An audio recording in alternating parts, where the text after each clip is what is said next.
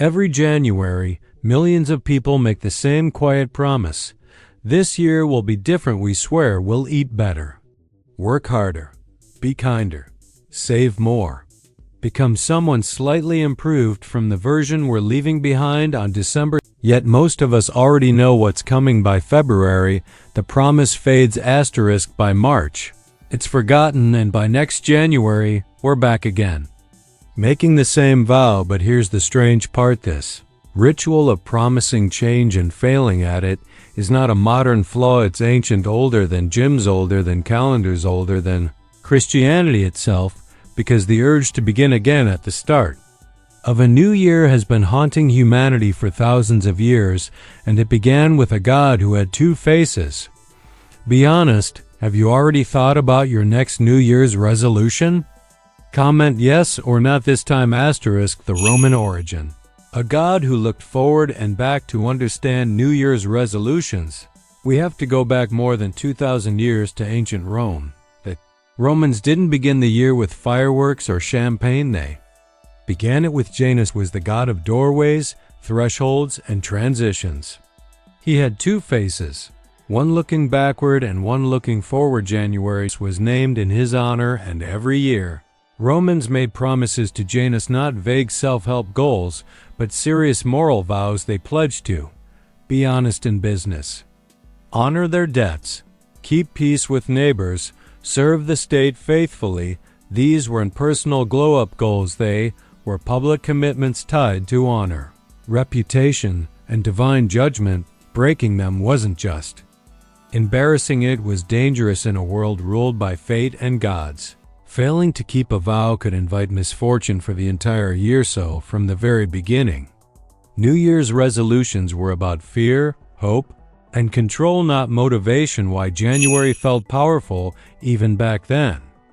The Romans believed time itself had personality. A New Year wasn't symbolic, it was active. It was a gate opening, a chance to reset relationships with gods, neighbors, and destiny itself.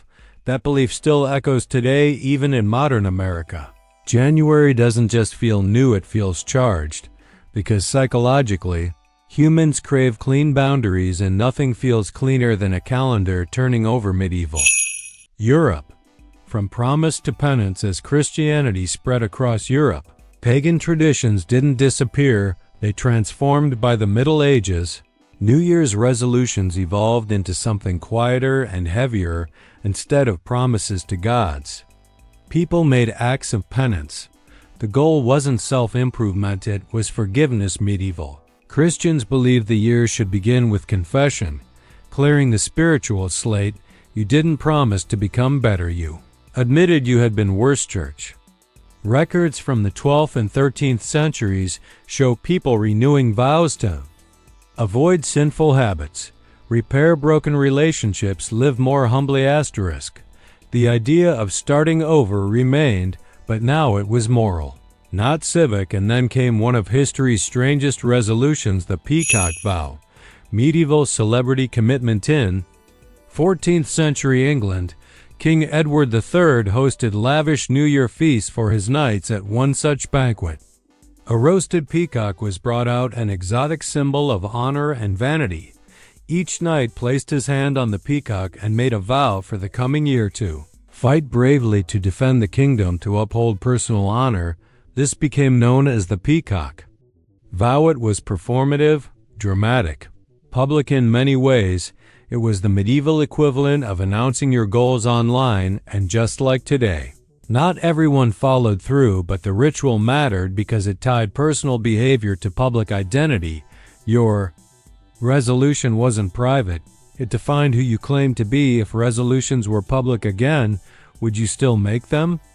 Tell me below. The Enlightenment shift from God to self. By the 17th and 18th centuries, Western thinking changed. Faith didn't disappear, but individual responsibility rose. Diaries, journals, and personal reflection became popular among thinkers like Benjamin Franklin. He tracked his virtues, temperance, industry, humility, marking daily failures and successes. This was a turning point. Self-improvement moved from church pews to private notebooks. Resolution became internal, and that shift would define modern industrial America. When resolutions went mainstream, the 19th century transformed resolutions into a mass habit. Factories ran on schedules, clocks ruled daily lifetime, became money. Newspapers began publishing New Year editorial, work harder, drink less, save more, become disciplined citizens. By the early 1900s, resolutions were no longer religious or elite. They were for everyone. Self-control became a patriotic virtue. Improving yourself meant improving the nation. Media, advertising, and the modern trap in the 20th century finished the transformation. Magazines, radio, television. By the 1950s, New Year's resolutions were fully commercialized. Diet plans, fitness equipment, self-help books, productivity systems. Psychologists later named the cycle false hope syndrome. We overestimate how much we can change and underestimate how hard change actually is.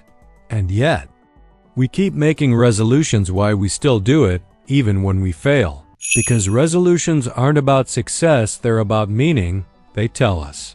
The past is closed, the future is unwritten, and we are allowed to try again. That idea more than discipline is what survives. Ancient Romans didn't expect perfection. They expected renewal. Medieval Christians didn't expect flawlessness. They expected reflection. Maybe the mistake isn't failing resolutions. Maybe it's expecting them to transform us overnight. What's one promise you've made? Not to change everything, but just to be a little better this year? Share it below. You're not alone.